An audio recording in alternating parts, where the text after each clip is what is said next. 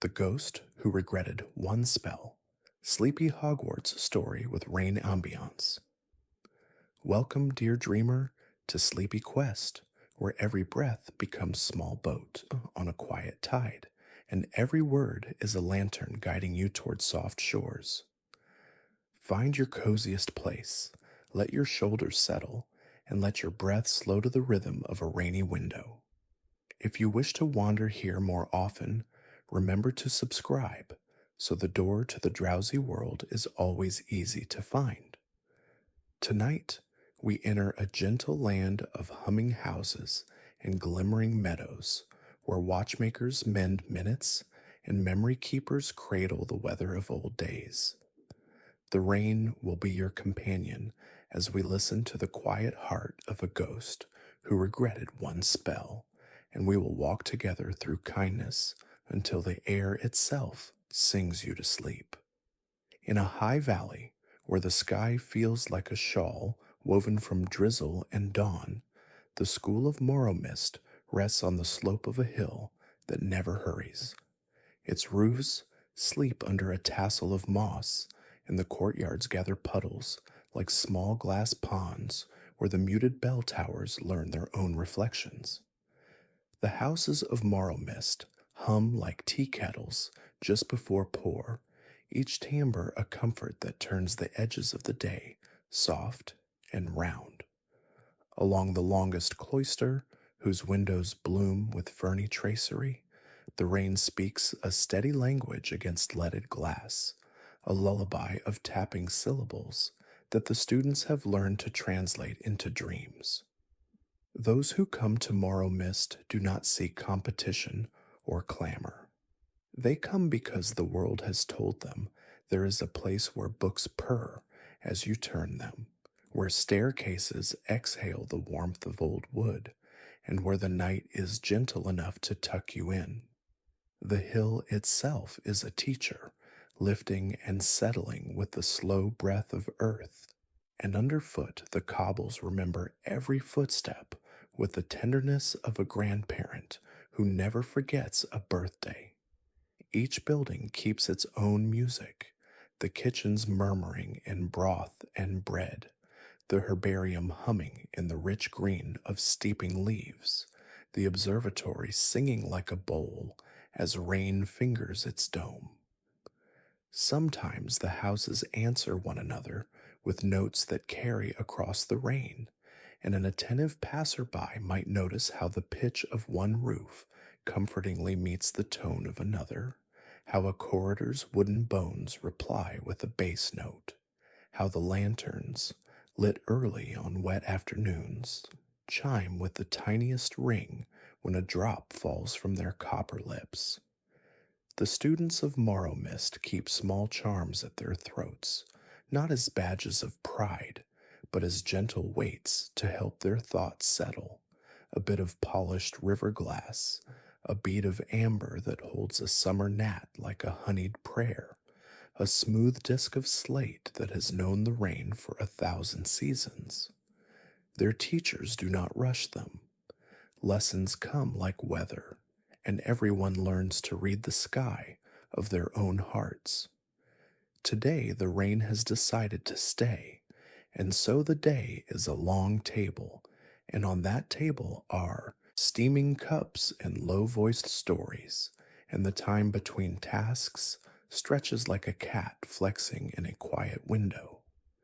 In the dormitory of Blue Thistle House, the window frames hold a garden of drops, and beyond that soft pane, the meadows lie faintly glowing, as if embroidered with millions of waking starlets, little phosphor seeds lifting their lantern breath to guide birds to their nests and moths to the warmth between the pages of sleeping books.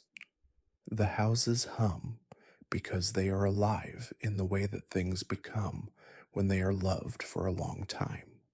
Every stair that has felt careful feet gains a spirit of patience. Every banister that has met a tired hand learns to soothe.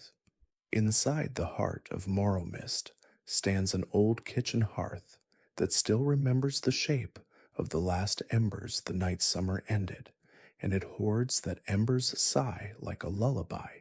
It will sing again in late winter. The rain knows these things and comes to listen, tapping the eaves, tracing the slates, weaving mist into the courtyards, like a soft shawl thrown over a dozing child.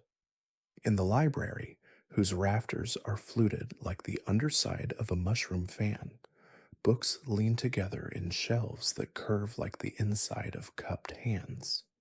A book here does not shout. It nods and offers you a seat, and when you open it, the pages breathe warm as if they have been sleeping. There are volumes bound in willow bark that scent the air with spring after rain, atlases of winds that whisper when you turn them, and compendiums of creatures that prefer to be called by their nicknames.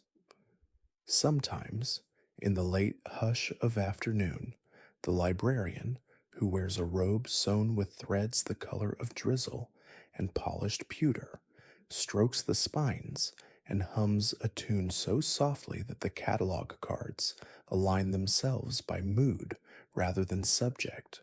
Small creatures curl in the corners, little moss cats whose purr feels like a hand on your back, telling you all is well, and slow-winged rain moths with translucent veils, for wings nestle like folded handkerchiefs on the sills. Outside, the stone channels guide the water along gentle courses toward barrels that never overflow because they dream themselves deeper when the rain is kind. Even the bells of morrow mist, old copper lips in the high tower, choose to ring in vowels instead of clangor when the sky wets them, so that sound doesn't arrive. It arrives and settles, like milk warming in a pan. The school keeps its own time, with a respect for the nap each hour needs, and when the quarter murmurs by, it leaves a trace of lavender and wood smoke, so memory can find it later. You might imagine, as you lean against a well-worn wall and feel its warmth answer your shoulder, that every stone here has grown a heart the size of a robin's egg, blue and steady, and that the walls hum because those small hearts beat with the kindness given to them through generations. Morrow mist teaches the spell of listening, not to command the world, but to be held by it, and nowhere is that easier than on a day like this, when the rain's tender hands are everywhere at once, smoothing the world with patience. By the time the lamps are lit along the cloisters, they do not blaze. They glow as if each flame were a thought that smiled and then fell asleep, while the humming houses cradle their own soft songs and offer them to the gentle rain. At the edge of morrow mist, where the path slips between hedges thick with rain-burnished leaves, a market unfurls when the clouds decide the world should be wrapped in a hush. The market of feathered clocks is not a place of haggling, but of hushful exchanges, where the currency is often a memory you no longer need to carry so heavily, and the change returned is a pocket of quiet you didn't know you had room for. Every stall is a canopy of wet canvas that shivers when a drop finds its hem, and beneath each lives a craft so specific and tender that it changes the way you hear your own breath. There are clocks with feathers instead of hands, each quill stroking the hour with a softness that persuades minutes to perch calmly instead of fluttering. When the wind passes kindly through the market, these clocks preen themselves, and a light dusting of silvery down settles in notebooks, in baskets of tea, in the cup of a palm, and time quickens not at all. It only grows warmer, like a blanket across the knees. Nearby, a vendor offers umbrellas that remember lullabies from different kinds of rain. You choose an umbrella not for its color, but for the song it has learned, whether the patter of a greenhouse at night or the hush of snow becoming rain in early spring, or the satin hush that falls on a lake when a shower comes as gentle as breath. There is a stall where weathered satchels hold pockets that store yesterday's dust long enough to turn it to something kinder, where old dust loses its heaviness and becomes a golden powder that drifts just enough to make morning windows softer. The watchmakers of time keep a long table here, and they wear aprons stitched with thread the color of rainwater, and they keep on their workbench tiny brushes that paint quiet back onto moments that were scuffed by hurry. They open pocket watches that have learned to fret, and they soothe them with balm warm as tea. And when those watches close, they close with the humility of a sigh that has learned to be gentle. Each watchmaker keeps a little bird of brass who pecks away the tangles that arrive when days knot themselves around worry, and the table hums with the music like a kettle that never boils because the water keeps remembering winter's patience. A lane over, a tea alchemist tends kettles that brew from rainwater drenched in the scent of the hour. She holds bowls beneath the eaves and catches different moments of rain, the way late afternoon carries a deeper note than morning, and she infuses leaves accordingly, so that a sip might taste like the feeling of being almost asleep while someone you love reads by this window. The market's stones are slick with kindness, and where the puddles gather, you can see small fish made of cloud swim with tails that curl like question marks and then settle into exclamation only when they agree that everything is going to be all right. The scent in the air remains a quiet braid of wet wool, old paper, and the herbs that glow from within when a raindrop enters their veins. As you walk, the stalls offer little comforts you didn't know were for sale, like pockets pre-warmed by sleepy mice who leave behind a thimbleful of drowsiness folded like a note you can read with your fingertips, or buttons that hum in the key of home, or ribbons that tie themselves around thoughts that need gentle holding. In a corner where the market narrows against a mossy wall, memory keepers sit with ledgers open, not to tally debts, but to record the way certain afternoons feel, lest anyone ever forget. They lean over careful ink that will dry in a soft sheen and then become matte the moment someone sighs with relief. People come to them to lay down recollections that have grown too sharp for their pockets, and the keepers lift those memories with wooden spoons as if they are sugar that has started to harden, stirring until the past melts into a syrup that can sweeten tea instead of sticking the cup to your hand. Rain peers into the ledgers and nods in approval, adding its own punctuation in the form of tiny splashes that mean this is a day to rest, this is a day to listen. Some stalls hold shawls woven from the weather of friendly evenings, and when you wrap yourself, a cat somewhere remembers you kindly, and the room smells faintly of toast. Others sell inks that write in glows rather than lines, so your journal at night becomes a field where fireflies spell soft messages like breathe and stay. Between these shelves and tables, some of the school's gentler creatures wander, an old owl with a face like a folded napkin who approves contracts by blinking, and a cluster of rain sprites who rustle like leaves when they laugh. No one here is busy, though many are occupied, and you can feel the difference as a lightness in your chest, as if your heart has been handed a cup of something warm.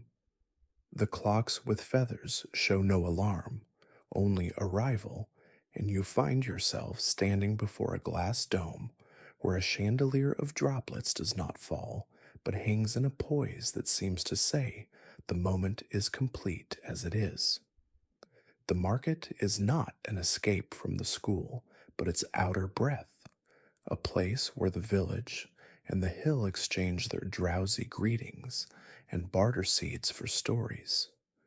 When you leave, you carry less of the kind of weight that sinks and more of the kind that grounds, and the path home looks brighter because the rain has rubbed the day with a soft cloth until it shines. Down a staircase worn into a kindness by centuries of feet moving slowly at night, a candle flickers within a glass that blurs its light into a small moon. The air here is warmer than the corridor above, and on the stone you can see the damp sheen that rain lends when it has licked a place with gentle attention. The candle stair has a habit of collecting those who need to think by listening, and it is here, behind the fluted shadows of the banister, that a ghost often rests. She appears not with a shiver, but with a settling, as if the air remembered how to sit beside you.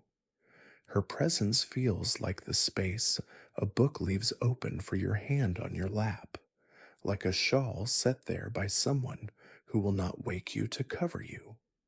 She wears no chains, for nothing binds her, and no tragedy gnaws at her, for sorrow has been smoothed by rain and years into something like a pebble that likes the warmth of a pocket. She is called Mirabelle in old ledger margins, where the ink fades but the kindness does not. People say she was once a student who learned to listen so well that even the weather trusted her, and that trust became a gift she gave back as often as she could. One evening long ago, when the rain came in a hurry and the wind hurried it along, a child at the edge of the village was alone and frightened, and Mirabelle walked into the storm with a lamp in her hand and a lullaby on her lips. The lamp bowed to the storm, and the lullaby grew thin, and in a moment of tender panic, she cast a spell that stilled the world like a photograph dipped into quiet. The rain halted in the air like a crowd of pearls. The wind stopped mid-thought, and the thunder folded itself into a polite cough. The child felt safe. Morrow mist held its breath. Then, as time learned to move again, a small piece of song remained missing from the world's big hush. The spell had stolen not noise, but an old melody that the school's bells once wore at dusk, a lullaby braided from village smoke, and the starred whir of moth wings, and all the words that mean home in every mouth that ever spoke them near this hill. Mirabelle returned to her bed, with the child resting and safe, but the bells no longer remembered their song. Ever since, her spirit stayed, gentle and soft, cresting the school's rooms like a pale crest of mist, bringing warmth to where fear might have curled cold, and yet holding within her the regret of one spell cast in love that took away a strand of evening music. When she sits on the candle stairs, she listens to the rain to see if it will sing the lost notes back, and sometimes it seems to, but only in fragments, small phrases that land like feathers and then dissolve into the hush. The students who feel her near do not startle, they merely breathe more easily, and sometimes they leave a cup of tea on the step, knowing it will grow cool and then warm again, as if someone drew their palm along the porcelain in gratitude. In the quiet hours, Mirabelle hums a tune without voice, a hush that wakes a wish for mending, not out of urgency, but out of belonging. The houses hear it and lower their humming to keep from covering it. The rain, loving all the small pieces of this place, tries to remember. A watchmaker in the market once said that music might be folded into weather and that the weather in turn might be folded back into music, and perhaps the lost lullaby sleeps in the rain itself, like a teaspoon in a pocket you forgot. Mirabelle turns this thought like a bead and lets it shine. On the steps, the candle quivers and pins a tiny gold fish to the wall, a fish made of light that swims in the dark and finds a path between shadows. The ghost watches kindly, seeing in every flicker a possible route back to the song, not because the world cannot sleep without it, but because it would sleep even more sweetly with it. In morrow mist, mending is a gentle leisure, like darning a sock for the pleasure of holding wool, and Mirabelle's regret is not a wound, but a thread that longs to be woven where it belongs. She does not haunt, she tends. She tends corners so shadows do not feel lonely. She tends windows so the rain will know it is welcome, and she tends students' thoughts when they drift into narrowness, widening them like curtains to let in a wind that speaks in lullabies. Tonight the candle stairs feel especially listening, and if you lean your cheek to the cool stone, you might hear beneath the rain's steady hush a thrum like the heartbeat of a bell waiting for its voice to be returned. The memory keepers of Driftwood Lane dwell where the stone path flattens and the school gives way to a hamlet of bookbinders and tea tins and window boxes that flower with herbs even in wet winter. Driftwood Lane is named for the way old timbers wash up along the village green after long storms, bleached bones of trees that once sailed as beams upon rivers, now settling into the work of benches and shelves and cradles for cats. The keepers are not archivists who fear smudges, but gardeners of what has happened, smoothing soil, loosening roots, and coaxing stubborn shoots of recollection into bloom that feeds and does not prick. Their house is a low, warm building whose roof wears a cloak of lichens the color of fog, with windows that glow like jam when the lamps are lit. When you enter, your shoes are kindly taken by mats woven of river reeds, so your feet can relax into slippers lined with lamb's wool that know how to forgive a long walk. The first room smells of paper and rain-dried linen, and there is a sound like pages stretching after a nap. Along the walls, books lean in families, not by author, not by subject, but by weather. Here are the storm's silver ledgers, where summer thunder has signed its name in a loop that glitters when you breathe on it. Here are the snow hush volumes, soft as felt, that thicken the air with necessary silence. Here are the sun-curled journals, their pages lifted a little at the edges by warmth, whose margins contain shadows of leaf and hand that look like lace. Between them move the keepers in aprons sewn with pockets for what people bring, and those pockets are deep and gentle, enough to hold a face for a moment and return it laughing. On the central table rests a tray of glass bottles full of old weather saved by careful hands, each stoppered and tied with a tag that reads not a date, but a feeling.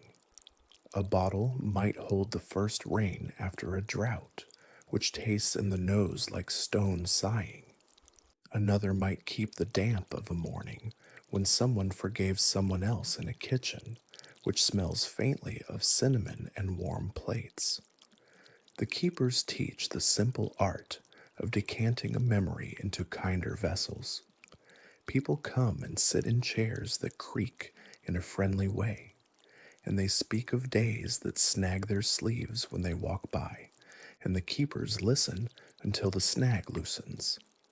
They write in script that curls like ivy, letting the ink swim with rainwater so it arrives soft on the page, and when they close the book, they do it with two palms smoothing the cover as one smooths a blanket. They also keep shelves for empty jars, whose glass seems to sing very softly, the way a seashell sings of a shore. Those jars are for the community to fill with moments they would like to share, and it is understood that jars filled with laughter need very little sealing, while jars filled with tears require a ribbon tied in a bow and then a pat. Morrow Mist's bells once rang with a lullaby that threaded the hour to the day, and that song is recorded in many volumes here as a sketch, as a recipe, as a weather note, but never as itself. The memory of the music appears as a reflection of a reflection, a soft echo of a face in a spoon, sweet but not complete.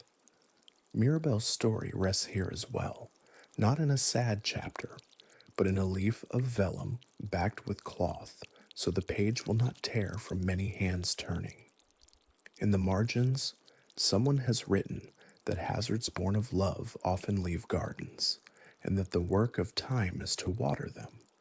The keepers believe that if the lullaby cannot be found intact, perhaps it can be coaxed back through the feelings it braided. They catalog kindnesses that always happened at dusk. They note kitchens where stew tasted better when the bells sighed. They list cats whose naps deepened when the evening sang. They have a map of lamplight where the glow was a little warmer under that music, and a chart of moth flight that shows how wings flickered in a simpler rhythm when the song held the night. The room grows dimmer as the sky moves toward evening, and the keepers light lamps in such a way that darkness can still be present, because part of the comfort of a room is knowing where the quiet is kept. They place a book upon your lap when you visit, not to read, but to rest your hands, and it begins to hum at the frequency of your heartbeat until your breath slows and you feel easier. On one wall hangs a faded tapestry of a meadow sewn from threads that were dipped in moon water and aired on a clothesline during a rainfall. The meadow glows continually, a promise that memory can be made soft simply by being seen tenderly. The keepers do not declare that they will restore the lullaby, for declarations are for mornings, and this is an evening art. They instead open their windows a crack so the rain can listen, and they ask the weather to remember the portions of the song it held in its vast, wet heart. They prepare a tray of tea and slice bread so carefully that the crumbs do not scatter far, and they place a small cup beside the shutter for the ghost who comes often here, a guest as light as a breath.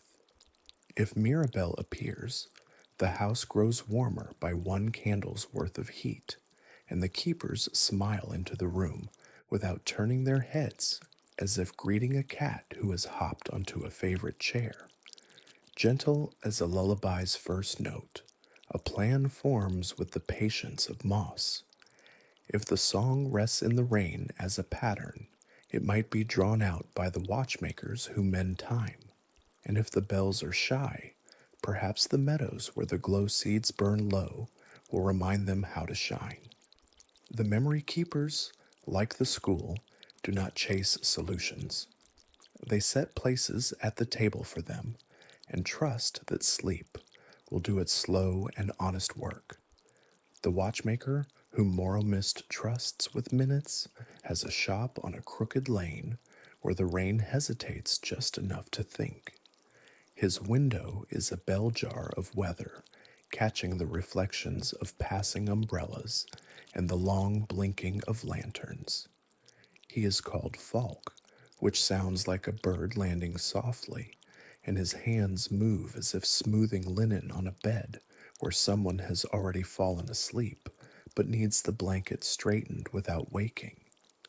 The door to his shop is weighted with a chain of shells that make a sound like commas when it opens, and within the air tastes of tin warmed by breath and the oil that keeps ancient gears turning like quiet thoughts. The walls are mottled with the gentle patina of time, and everywhere clocks hang with faces like moons at rest, ticking not in sharpness, but in the kind of whisper a friend might make to tell you all is well. Falk's workbench is a sanctuary of tiny brushes and blown glass vials, a shallow bowl of raindrops that hold the reflections of hours, and a litter of quills carved from swans' shed feathers. He keeps a notebook written in the language of patience, a fluid script that seems to lengthen as you look, as if words are breathing. When a watch arrives in worry, its hands fluttering as though the day were a flock it cannot gather, he coaxes it to the bowl of raindrops and lets it drink a little patience, as you might hold a saucer for a thirsty bird. Some timepieces prefer to lick dew off ginger leaves, and he accommodates them with a smile that lifts the edges of the room. He has mended minutes torn by grief by laying them between sheets of night and pressing them under a sleepy cat until they flatten. And he spans long, anxious hours with bridges of cedar that smell like an afternoon nap in a boat on a slow river. When the memory keepers send word that a lullaby might be sleeping in the rain, Falk does not startle. He brings down a green velvet box and opens it with a motion that would not frighten a moth. Inside is a set of tuning forks that do not sing to air but to weather. He holds one to the open window and invites the rainy evening to try on the pitch. The fork barely vibrates, then sighs, and the rain answers with a shiver, like leaves applauding in their dreams. Falk listens with his palms, the way some listen to old pianos, and he feels the resonance travel up his bones to the quiet nest where his own heart rocks itself to sleep. The pattern is faint but true, a thread of sweetness twined with the kind of sadness that makes children calm because it tells the truth gently. He lights a low lamp and pulls out an instrument he made when his hair was new to gray, a horologe harp that strings hour to hour with threads gathered from the hems of dusk.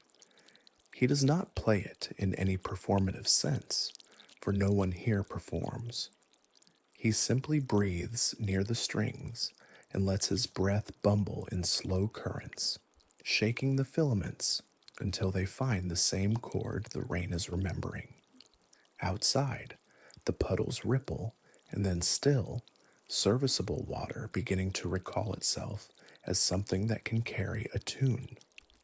Falk hums unvoiced, a vibration behind his tongue that the room receives with a gratitude like the sound bread makes in a bag that has just been opened. He is not alone.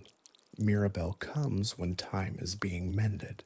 She arrives like lamp warmth on a cheek and watches with hands folded, a student forever who loves the lesson of ease. She does not touch anything, but the air around the harp grows kinder, and the strings seem to prefer a note that would not wake a child. Falk keeps his good ear tilted to the sash, and the rain becomes more articulate, sending while it falls the suggestion of an old pattern. The window pane acquires a texture, as if the glass were paper that has been written upon many times, and only now is the ink rising through. Falk nods, and the shells on the door clink a quiet sentence, and outside the lane, dogs dream with their paws twitching in a language of fields. He takes from a drawer a small copper bell whose clapper is a seed from a grass that grows on roofs. He rings it not to signal anything, but to befriend the frequency the rain has found.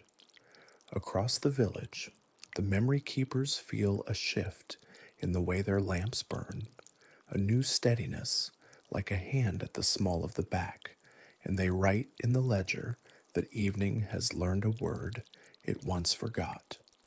Mirabelle's presence brightens with a humble glow, a moon behind a veil, and the thin regret that once curled around her like mist pulls away as if it too would sleep. The watchmaker puts down the fork and sits quietly, allowing the work to continue without him. For finishing is a morning habit, and tonight is given to beginnings that are so gentle they do not even think of themselves as starting. The rain on the pane becomes not louder, not sharper, simply more itself, and the shop of clocks closes their eyes and keeps time by feeling, which is how the most faithful clocks always preferred to work before we asked them to tick. When Falk finally moves, it is to write a single line in his book, the letters broader than before because they carry less burden. The line says that when a song is lost, the first thing to do is let it know there is room at the table, and then put out bread and a little honey and leave the window open. In that open window, the night nestles its wet cheek, and the rain, shy and pleased, continues its patient singing. In the days that follow the watchmaker's quiet work, Morrow Mist leans closer to its own edges, as if the school were listening to itself with kindness. The houses lower their humming to make room, and the market's feathered clocks hold their wings a little wider, catching and redistributing minutes with a softness that seems born not of effort, but of permission. The memory keepers meet with Mirabelle in the room where old weather listens from its bottles, and they pour into a shallow bowl a measure of rain gathered during the hour just after the watchmaker's harp first found the pattern. The rain in the bowl looks like any rain, but when you place your hand above it, not touching, the coolness rises as if to greet you, and beneath that cool is a warmth like a small animal breathing in sleep.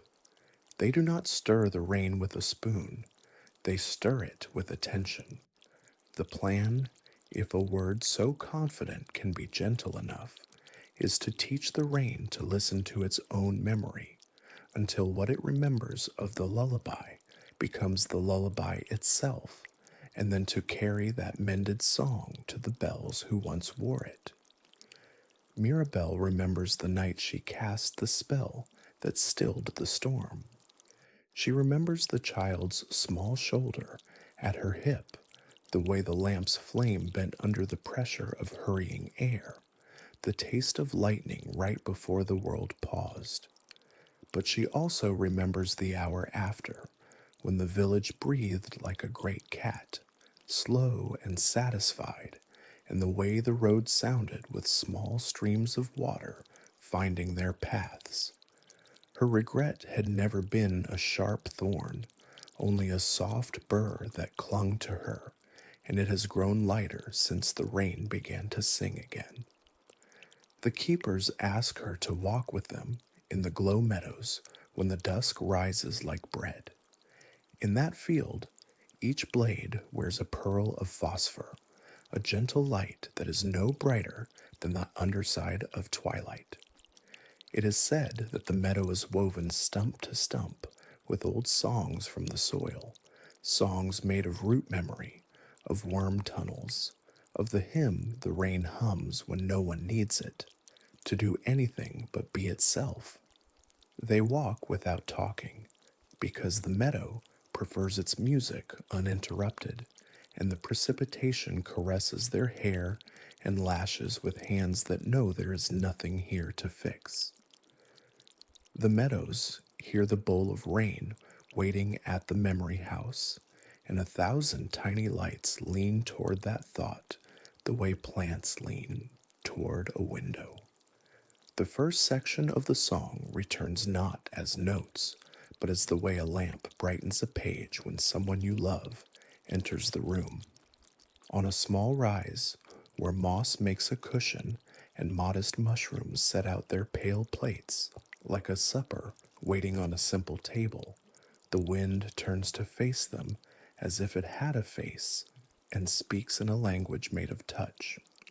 It says that it remembers a chorus of doors closing gently at the same hour, and plates being carried to basins, and knitting folded, and cats kneading the shawl on the chair back, and eyes going soft as the day sifted itself into night.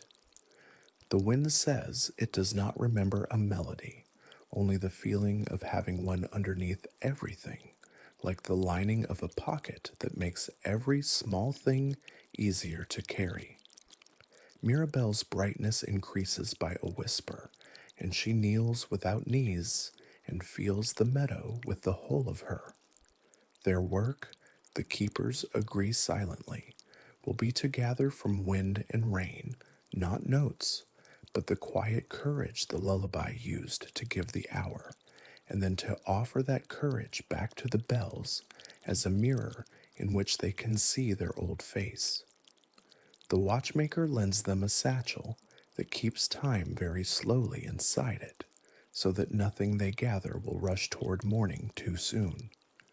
They stroll home on a path that seems to make itself just ahead of their feet, the rain attentive, the houses humming gratitude, as if the whole village were a hive of bees who forgot worry and remembered honey.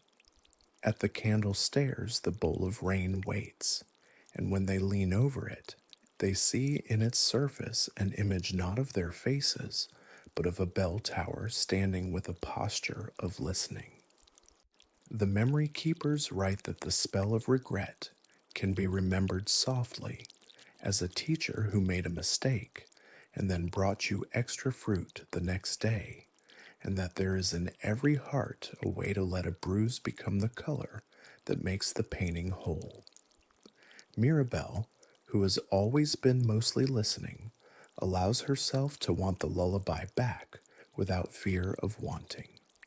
The want does not make the room tight, it makes the room larger, as if walls could inhale. They decide, in a way that does not disturb the air, that the next step will be to visit the wind, where it begins to talk in lullabies, which is said to be at the edge of the valley, where the cliffs lean toward each other, like old friends in a long rain. The village listens to this decision and approves by steaming up the inn's windows and making soup smell reach the lane. Upstairs in the bell tower, old Copper waits without impatience, green with years, full of nights, keeping a little echo safe for the moment it is needed.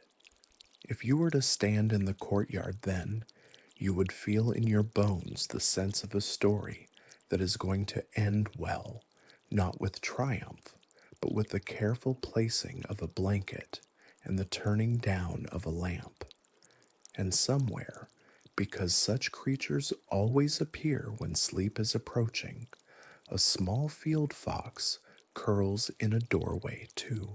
Avoid the rain and dreams of running through melty snow that doesn't chill the paws.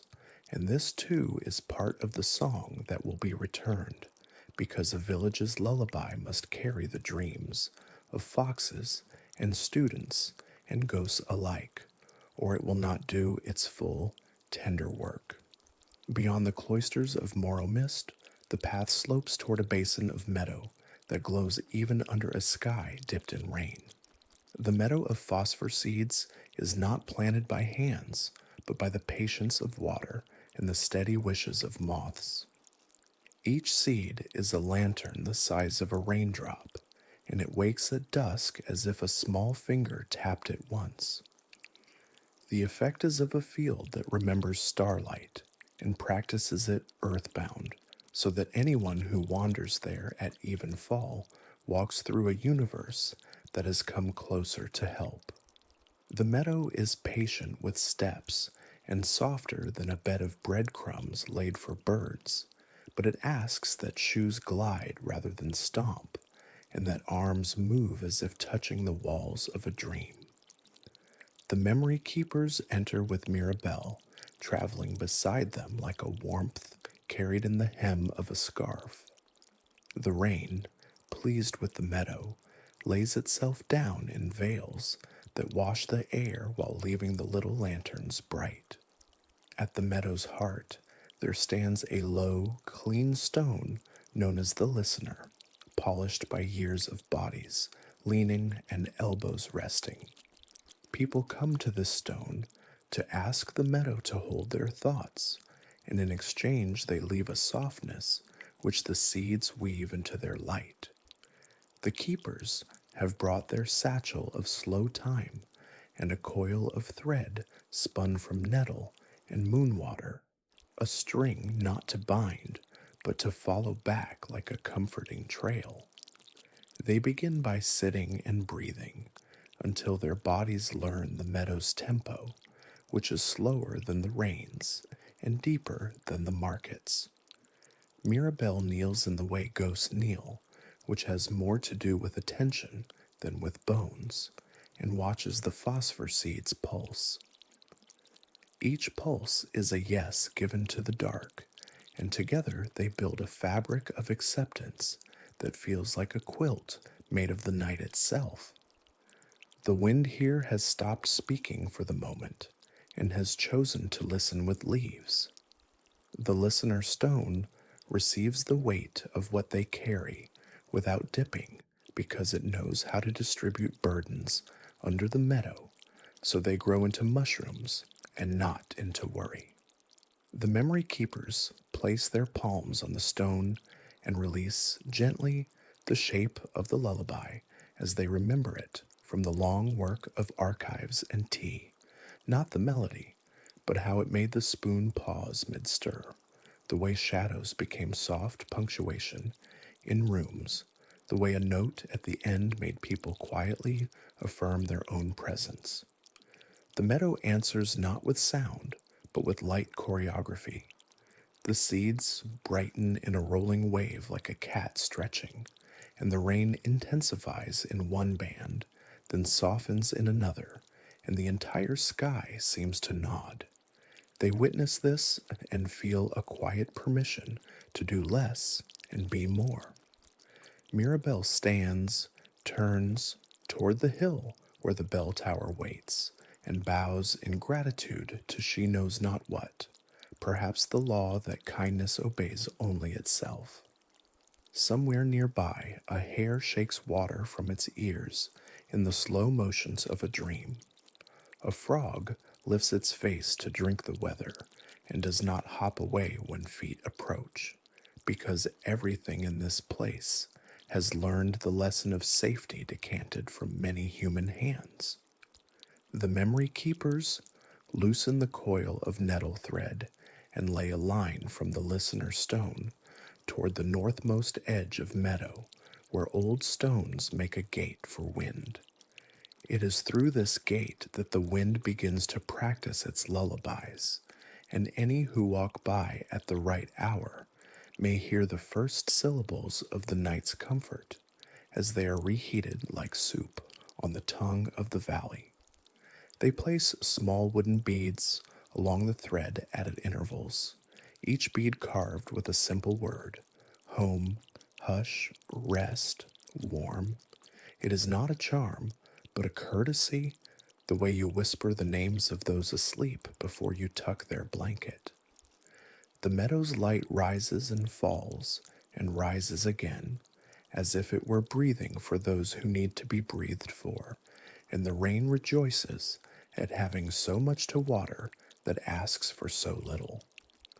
Mirabelle's regret has over the years smoothed like sea glass, often unnoticed, sometimes held up to light, and here in this field it becomes a translucent green kindness through which the world looks gentler.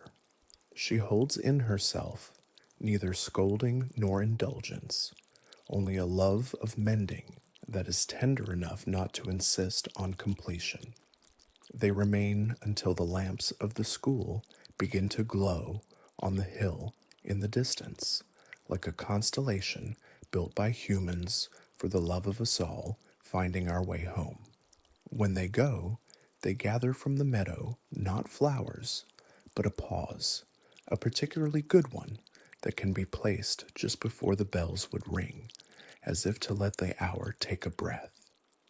The pause nestles in the satchel like an animal choosing a comfortable hollow, and they tie the satchel shut not tightly, but in a bough that holds by knowing it is wanted. The meadow's phosphor seeds watch them depart like a courteous group of lanterns lining a path, and the rain draws its veils together as if to whisper, yes, yes, almost, rest, and see.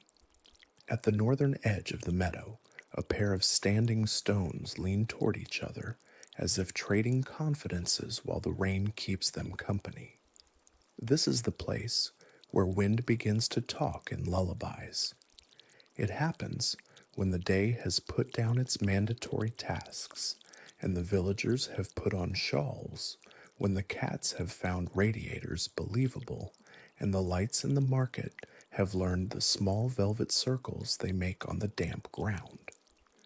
The wind's lullabies are not words, but policies of care, adopted with the conviction of moss and executed with the patience of that first morning in January when you decide to rearrange your drawers. The memory keepers step between the stones and feel a change in the way their ribs move. Breath lengthens and clarifies. Mirabelle enters on a draft that aspires to be a caress, and the gate seems to lift itself a little to greet her. The wind remembers everything that passed this way without needing to carry it. It remembers the laughter that skated on its surface, the hush of books closing, the salted steam of soup, the wide quiet of fields momentarily undressed by snow, the rare glint on a ring in a market light when someone said yes. Now it sings by quoting all these memories not back to their owners, but to the night itself, which lines its pockets with them and keeps them safe. The lullabies are full of promises that nobody has to keep because they keep themselves. The memory keepers do not take out instruments or bottles. They stand and let their cloak hems wet, and they listen. Every so often, a phrase emerges from the weave of movement that could be mistaken for a melodic contour, but when you turn your head to catch it, it becomes instead the way a mother holds a spoon for a child who sleeps at the table.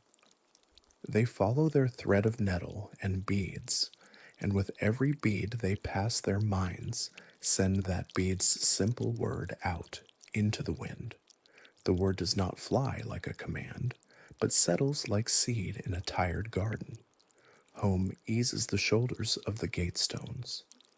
Hush persuades a puddle to stay when it might have slid onward. Rest reorients the busy hearts of beetles and teaches them to be statues for a time. Warm lifts steam from a chimney that should have cooled already and keeps it company. Mirabelle sways with the confidence of a flame that knows the hand cupping it will not shake. The wind, generous, brings her back a memory of the bells, not the tune, not yet, but the way the copper felt at dusk, damp and content, after the song ended. That feeling is exactly what a lullaby should feel like when it finishes, so they pocket it gently in the satchel and leave gratitude in its place like a loaf at a door. They move along the ridge, and the wind begins to narrate the history of resting in this valley more distinctly. It tells them about the hayloft where a pair of brothers learned the art of the long nap, of the dog who taught himself to dream of being a smaller dog so he could sleep in the lap of an old man who missed the days when he had carried a pup, of the teacher who, reading while the rain made lace on the library window, found that she could lay down within the paragraph and be borne to shore by commas. It sings of these things in its own way, by touching their objects and moving on, and the memory keepers, practiced in translation, gather in their calm hands a sensation of how the song might lift, then lower, bringing each household to the threshold of sleep with a signature turn. When at last they sit, because the rain has suggested sitting, with an extra softness held in the grass, they are arranged in such a way that a small community appears, whether they intend it or not. Mirabelle at the wind's edge, a keeper with a book on his lap for the book to nap on, a keeper with her eyes half lidded so she can see two worlds at once. They feel no urgency. This is not a quest, but a homecoming that respects the rhythm of the walkers. The wind shifts, plays with the rain, until the drops are aligned like strings on a harp. Someone plays with their gaze, and then in that alignment a phrase emerges that is surely the ancestor of the bell's lullaby, a falling curve of comfort that touches at the end not a period, but a hand. They carry it very carefully in the satchel, where it chooses to nestle against the paws they collected earlier. These elements, pause and curve, begin already to perform their glad work upon each other, creating a third thing we might call the persuasion of bedtime. The standing stones settle their centuries of weight with a sound too low for ears, but perfect for hearts, and a moth passes whose wings are embroidered with maps of towns no one has visited yet but will in dreams. The memory keepers, feeling the meadows and the wind and the rain all leaning into the same song, agree without speaking that next they will ride the night ferry of moths to the bell tower, because sometimes the quickest path is the slowest one taken by tiny wings that trust the dark entirely. When night rises like bread under a linen of rain, the moths of morrow mist wake and open their silk pages. They are not fragile in the way of breaking. They are tender in the way of holding, and on nights when something important moves between earth and sky, they ferry those things with a courtesy that is almost shy. From the glow meadow, they lift like syllables unsticking from a tongue, and they shape themselves into an invisible barge whose hull is made of belief that everyone can arrive safely. The memory keepers and Mirabelle do not climb aboard with feet. They agree to be carried, which is a different kind of traveling. The satchel of slow time, of pause and curve, of wind's memory of finishing, is secured by a moth's foreleg as carefully as a baby rabbit is held by a child who has already learned gentleness. The ferry rises just enough to be where the rain is softest and where the roofs of morrow mist hum for their own contentment. Windows pass beneath like sleepy eyes. In some, firelight reclines across tables like a cat that has found a book to lie upon while it decides whether to purr. In others, gradual darkness has won a tender argument, and the room is lit now only by the idea of lamps, a ghost of brightness that lingers, because it has been welcome for so long. The bell tower stands. It is not a spear against the sky, but a finger laid gently on the lips of the town, a reminder that quiet is in charge now. The moths circle and dip their wings in a form of bow hello. The tower answers with a low vibration that is more the confession of stone that it loves rain than any formality. The ferry glides to a louvered window. Because nothing clatters in this story, the louvers learn a new angle without squeaking, and the travelers drift into the chamber where bells hang like moons asleep in hammocks of their own weight. Mirabelle's presence warms the room by one memory, and the copper wakes as if from a dream about rivers in which every ripple was a note. The memory keepers open the satchel and make no speeches. They merely begin to arrange the few pieces collected so far in a pattern that the bells would recognize not with their minds, but with their bodies. A pause first, set down like a cloth spread on a table. The pause invites everything else to be placed with mindfulness. Next, the curve that falls like a leaf, deciding where to rest. Then the finishing that feels like copper skin cooled by rain, and the knowledge that work is done. The bells lean in, which is to say the air against them stiffens, as though to receive a thought. The moths hold their breath, which is visible only in the way dust does not rise when they shift. Mirabelle inclines, and the room accrues calm as mist on a river's bend.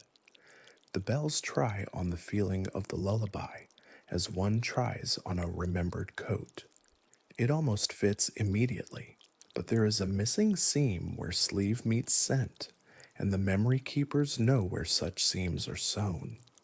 They open the window farther and ask, with the quietest part of themselves, that rain lend the rhythm of roofs to the chamber. Rain enters as a guest who has learned the house's rules long ago.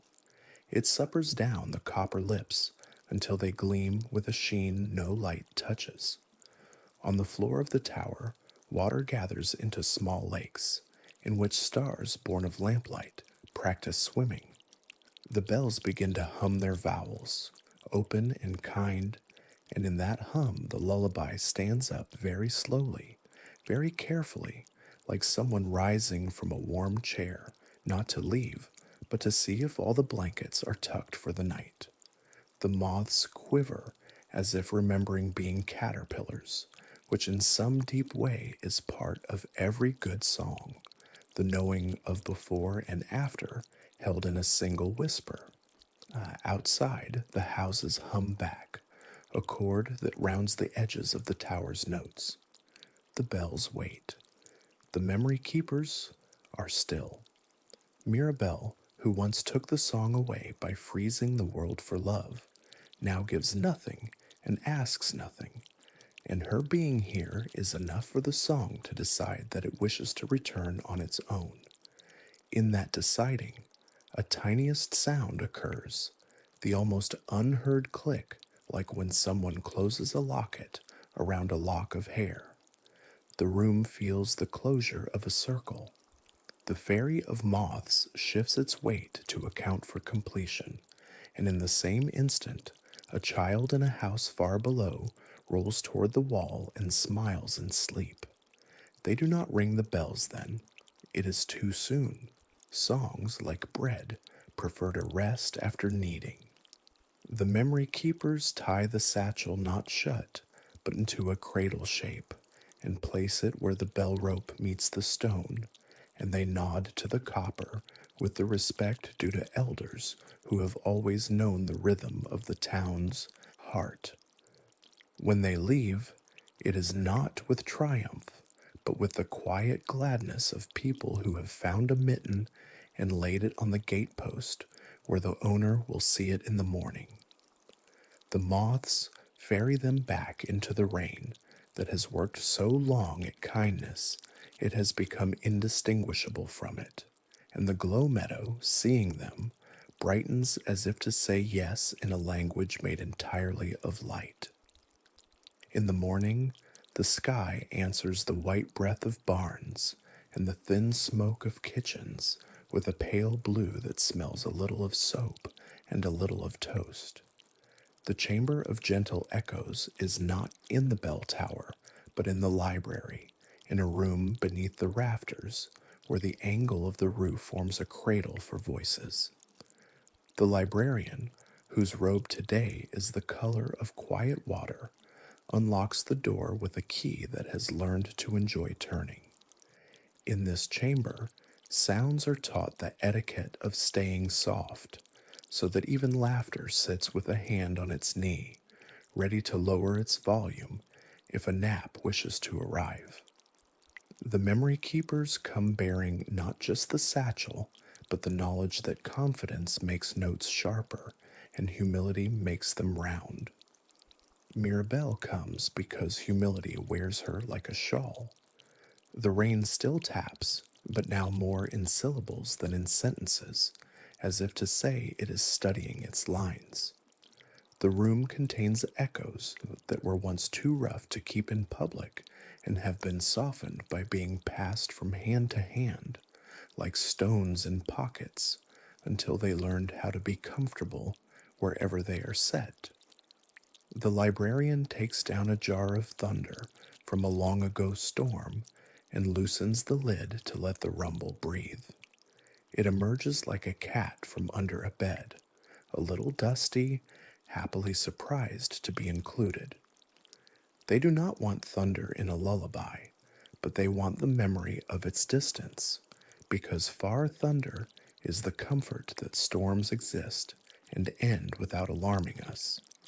The echo of that distance folds itself into the satchel like a gray ribbon in a drawer of white shirts. Next, they take a book of shutters, which is not for reading, but for rubbing. One runs a thumb along the grain of the pages and hears the soft clap of wood meeting wood in 100 houses at the same hour. That clap is a punctuation mark at the end of evening sentences, and it knows how to say enough. The librarian rubs it once, and the sound bows into the chamber and disappears into the satchel, embarrassed to be seen but pleased to be helpful. The memory keepers add nothing now but a look they once learned from the elder bees in a garden, a look that says we know how to end without stopping the sweetness. Mirabelle watches and feels her light adjust to accommodate the new elements, which happens naturally when one has become a steward of gentle things. They sit, for sitting is the pulse of this place, and the chamber of gentle echoes begins its work. Work, here, means letting the collected pieces practice being together without friction. The pause rests next to the clap of shutters and does not judge it. The falling curve of comfort leans against the far thunder's gray ribbon and feels itself deepen in color. The finishing that is copper cooled by rain meets the soft-mouthed vowels of the bells and finds in them room to grow a small smile. The chamber itself hums, and paper rustles as if the books have taken to wearing skirts. Outside, the houses adjust their humming to match the library, because while each building has its own song, they all respect the libretto. The librarian pours tea into cups that do not clink, having been taught from the kiln to land soundlessly on saucers, and the steam writes nothing in particular in the air. This is important. A lullaby should not instruct, it should invite. The memory keepers, seeing no more to do that would not disturb the good that is happening, take up knitting with the confidence of hands that have learned and forgotten and learned again. Mirabelle sits with her hands in her lap and tries on forgiveness for her old spell, not because anyone asked her to, but because she notices it fits. In the chamber, a small echo, once harsh, timidly steps forward. It used to be the scrape of a chair across a cold tile, the sound of someone leaving before anyone was ready, and it has been repaired over years until it resembles only the memory of standing up with intention. The librarian offers it a place, and it nestles beside the rest in the satchel like a mouse curling under a palm. The rain pauses in its sentence and resumes with a shorter clause, learning, like any good singer, that rests are as important as notes. The bells in the tower, sensing the work below, send down a single vowel to see where it might belong. It floats into the chamber like a nap into afternoon, and everyone lets it be. They know the last seam will be stitched when the sky feels ready to carry the song without fear of dropping it. The chamber of gentle echoes has done its part. It has given friction, a blanket, and sharpness, a slow chair, and allowed each element to learn the shape of the whole without being told. They leave quietly, because leaving loudly would leave a footprint in the room that would need smoothing later, and librarians prefer to tend to footprints before they are made. The rain follows them as a friend would, one step behind, whispering, "You are doing fine." There is a room in Morrowmist where rain goes to school. It is not a room anyone built, but a place the weather and the stones discovered together, a hollow under a roof where the drip from an eave meets the patience of a basin. Here, rain learned to listen. The basin is not smooth. It is pebbled with years of drops arriving and being accepted, and the sound that emerges when water greets water is a lecture on kindness given over and over without tiring. The memory keepers bring the satchel here because they suspect that the last lesson of the lullaby is not to be crafted but overheard. Mirabelle is a good student to accompany because she has always taken notes on silence. They arrange themselves as the room suggests, which means someone on the floor, someone with their back to the wall, and someone half standing so the air can move between them with ease. The basin fills with the slow mathematics of rain, and each drop is a teacher who requires no chalk. The satchel exhales a bit, which is to say the elements inside it understand that they are at home. The pause, the curve, the finishing, the far thunder ribbon, the clap of shutters, the softened standing up, the bell vowel, all lay themselves like stones in a shallow stream and allow the water to braid them into a path. Listening here is not passive. It is like the attentiveness of a baker who knows by scent when dough has become bread. The memory keepers listen with their shoulders, which drop, and with their knees, which unbend. Mirabelle listens with the part of her that still remembers the child who was frightened and the version of herself who believed the world needed to freeze to become safe. She hears in the water's polite persistence the truth that safety can be grown rather than imposed, and that songs return not when you call loudly, but when you remember how to set the table. The basin's rim glints with the smiles of 1,000 evenings and the tenderness of 1,000 homes. Rain tells stories when it thinks no one is listening, and today, thinking itself alone with stone, it rehearses the end of the lullaby. The rehearsal is simple. It is a small descending yes that opens the door to sleep without requiring anyone to walk through before they are ready. The memory keepers do not write it down. They lean into it, letting it pass through them, and thereby remembering it in the only way that works for such things, which is through the body. The bells feel the basin's story through the roof and shiver their vowels accordingly. Down in the market, a feathered clock brushes its wing over the minute, and the minute yawns. On the candle stairs, a cup of tea cools in exactly the way tea must cool to be at peace.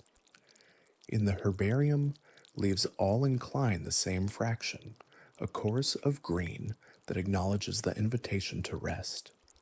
The basin continues, never finished with its teaching, and the rain enjoys the lesson because the rain loves any moment in which it sees itself welcomed.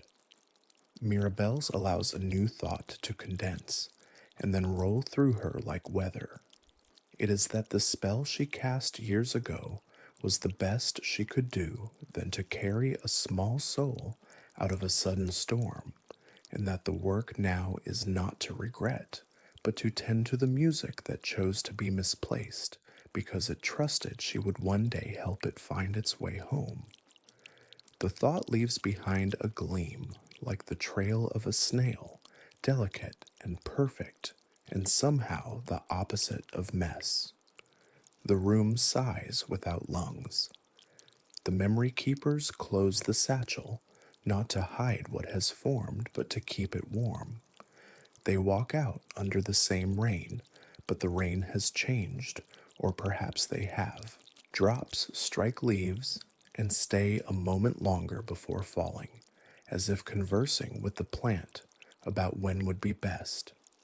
The houses hum a quarter note lower, and this small lowering makes space inside the tone for dreams with wide doors. They turn toward the bell tower and find the entire village angled that way, not because anyone intends to watch, but because everyone in their beds and chairs, paper and soup, is leaning into the kindness that is nearly ready to ring. The watchmaker stands at his door, shells whispering around his ears, and nods. The librarian holds a book as if it is a sleeping bird and smiles without teeth. The meadow brightens in a line that trails from the tower to the listener stone and back again, a route drawn by glow to be followed by future wanderers.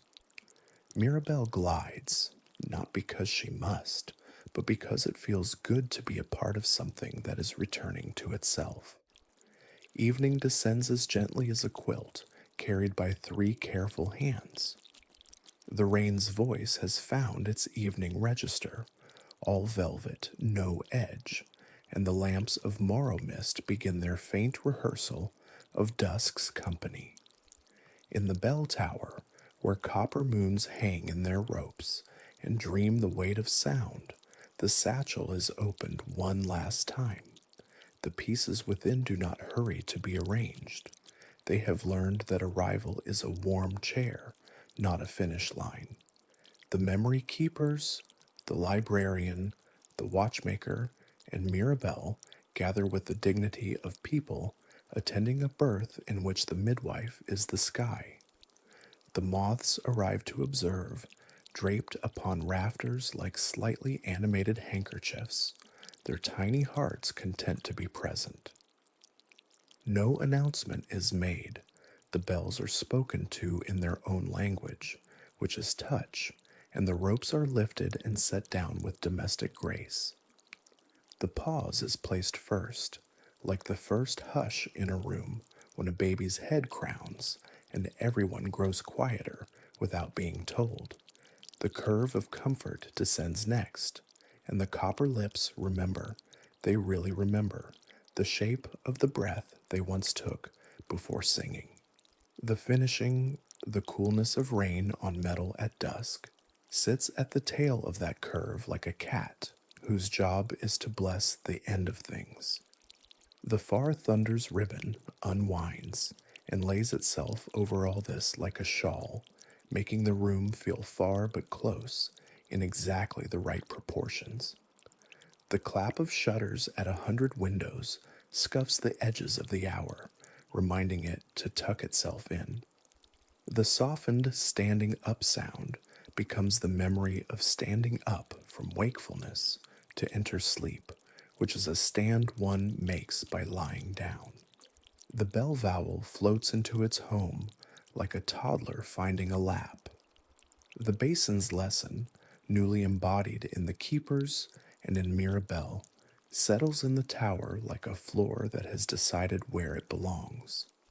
Now the city breathes in. The bells move. They do not ring bravely or broadly. They ring as a grandmother pours tea, with modest certainty, with no fear of spilling. The sound enters the rain and returns a smoothed version, and it travels through the stone of the tower as warmth, and through the air as touch. It begins with a long inhalation that everyone takes together without planning, and then a note falls like a leaf, finding the exact place on earth where its work is to become soil. That single note shivers the roofs. Between it and the next is the pause that invites those who need to finish their sentence. Then comes the curve, neither sad nor happy, curving only the way river bends when it finds it is going where it always meant to. The finishing touches copper with a kiss, and the thunder miles away agrees that this is what distance is for.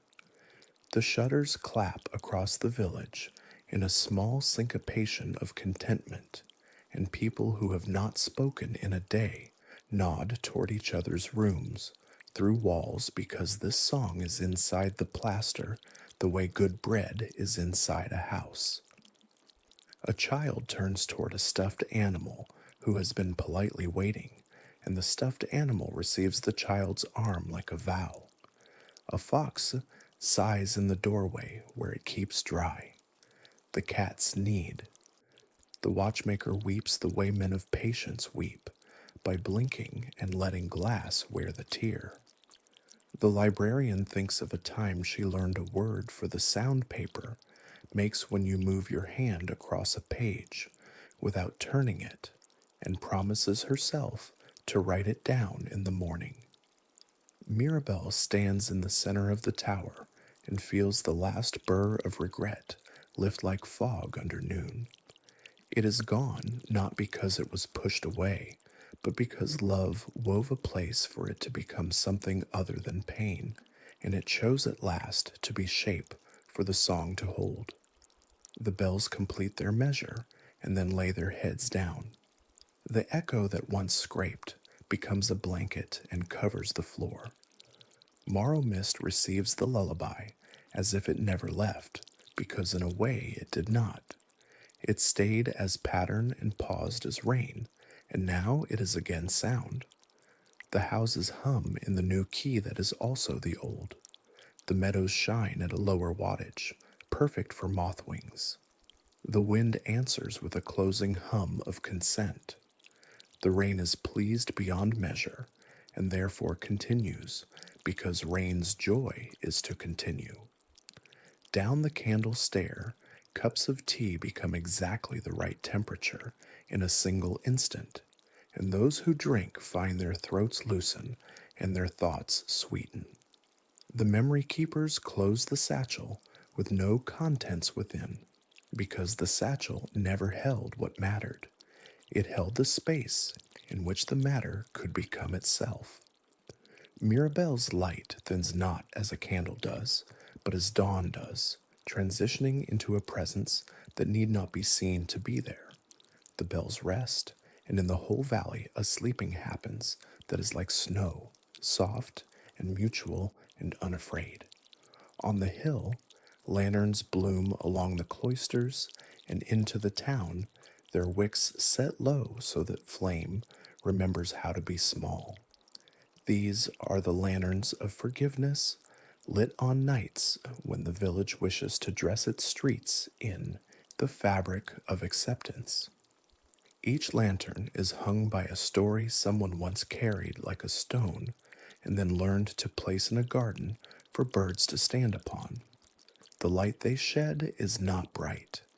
It is the kind of glow you feel on your cheek from an oven at rest. The memory keepers walk beneath them, and as they do, the lanterns slightly lower themselves, as if wanting to be nearer to faces that have become kind through attention. Children are already asleep, the song having worked a thorough gentleness on stubborn eyelids, and their dreams have turned to soft fields and manageable rooms. The watchmaker returns to his bench, where clocks sleep like planted seeds, and he whinens nothing. Instead, he lays his palm on a brass carriage clock and hums, allowing that hum to be the last work of the day. The librarian leaves the chamber and draws the door closed, not with keys, but with the eye for when a room has had enough company and wishes to be alone. She looks out at the rain and decides it is time to mend a shawl that belongs to no one and therefore to everyone, a shawl that sits on the library's back of chair to be taken by anyone who needs it. Mirabelle, feeling her regret's transformation into a soft thread in the weave of the lullaby, steps through the lantern light, like a syllable in a poem learning where its stress falls. She pauses near the stone basin where rain learned to listen and gives the water a look that conveys a lifetime of thanks. Above, the bells hold in their bellies the afterglow of song, and the copper feels as if a river were sleeping, quiet but ready to be water whenever asked. The lanterns flicker slightly in a breeze that corrects no one. It is the custom of morrow mist on such nights for people to perform small forgivenesses aloud before they sleep, and even though many have already drifted into their dreams, the lanterns remember on their behalf. I forgive the door for sticking, and my hand for pushing it too hard. I forgive the rain for arriving when I wanted sun, and myself for believing I needed sun to be well. I forgive the cat for staying in the chair I meant to sit in. I forgive my eyes for closing mid sentence, and my ears for missing the best part, because they were tired. Such phrases, collected over years, linger in the lantern's glass like a soft condensation that never becomes wet, only kind. The memory keepers add one more. I forgive the spell that saved a child and misplaced a song. As they speak it very lightly, the rain leans into the light and brightens the drops as if polishing them in midair.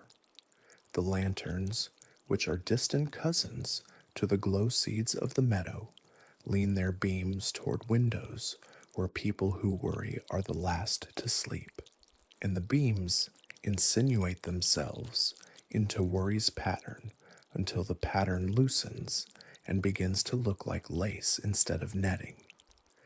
In kitchens, bread left to rise takes heart from the quiet and swells in confidence, so that the morning will be someone's surprise in the best way.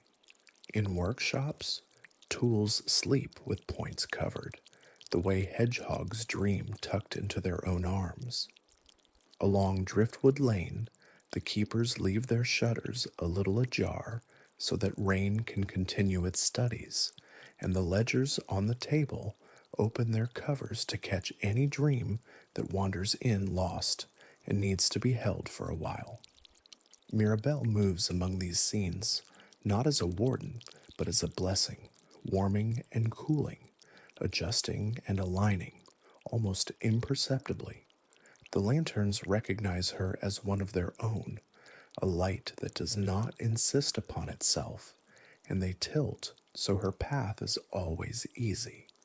In the market, the feathered clocks on their perches sleep with heads tucked under wings, time willingly paused in solidarity with the valley's nap. A fox pauses in its round bed of leaves to sneeze like in a dream and resumes its tiny snore. The rain washes the streets down to the truth that stones are only water's memory become firm, and it gives back to water what is water's, while leaving the rest with the gentleness of a returning friend. Forgiveness has this sound in morrow mist, a steady patter on slate, a hush over eaves, a sigh through irises, a bell in the distance making vowels that promise to close sentences without cutting them short. The lanterns burn until dawn tints the valley with the color of leaving the oven door open after bread is taken out, and then they sleep, content in their glass. The houses of Morrow Mist wake and hum in a new key, which is to say in the old key polished by rest. Roofs stretch imperceptibly, tiles adjusting the way a back does in the first good moment after a long nap. Windows fog and then clear their throats. Door latches breathe a tiny click that means they are ready to be held again. Inside, rooms receive their people with the attention of a host who has already warmed plates and laid spoons. The kitchens begin their day with a kind of synchronized gratitude, each kettle feeling itself filled with water that was rain, that was song, and their steam sends a quiet letter to the ceiling, the kind you write when you do not need a reply. The library opens on the soft side of the hour, and the first readers enter as birds do, soft wing beats of pages establishing the day's tempo. Someone finds the shawl mended, and when they tuck it around their shoulders, the shawl understands the shape of their mourning and holds it. The market puts out canopies, not because the rain demands them, but because the rain deserves to see its own reflection multiplied across canvas and copper and hands. Feathered clocks ruffle and preen and reset themselves, not to the command of the hour, but to the wish of the valley, which today wants slowness spiced with complete sentences. The watchmaker oils his door hinges with the last of a bottle that has learned patience so thoroughly it no longer pours unless asked twice in a friendly voice.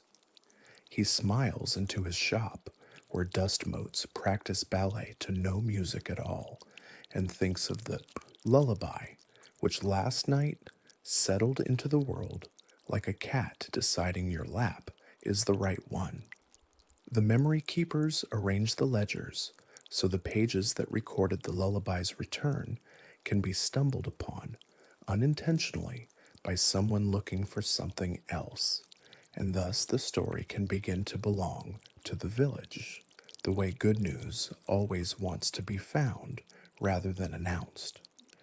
They brew a tea that tastes like having remembered where you left your gloves, and they pour the first cup for the rain, setting it on the sill where steam and drizzle can decide who wishes to be which. Mirabelle, attuned to the key change in the houses, moves through halls lit by the day's milky light, her presence as natural now as the scent of bread that has already become breakfast. She touches nothing and changes everything, but only as much as it already wanted to be changed. Where a window needed a slight tilt to offer the best view of a tree, the latch loosens. Where a stair wished to squeak in warning when someone too tired to lift their feet approaches, it tunes itself to a pitch softer than the squeak but sharper than silence. The bells rest content, and it is the rest that sings now, the held note of the town's collective ease. The meadows, passing their glow back into the soil for the day, spread their phosphor seeds like lanterns covered with cloth, and promise to wake again when the sky draws near. Children wake without complaint, which is not normal, but today they do, and they dress themselves with the confidence of having slept inside a song that admired their softness. Cats are magnanimous, sharing windows with birds who have come under the eaves. Dogs yawn long and theatrically, and wag their tails as if dusting old worry from corners. The herbarium opens its humid palm and lets visitors inside to watch the shyest leaves uncurl like small secrets that wanted to be told but not loudly. Everywhere, the new key folds into feet, voices, and tasks until the day becomes a symphony of done gently.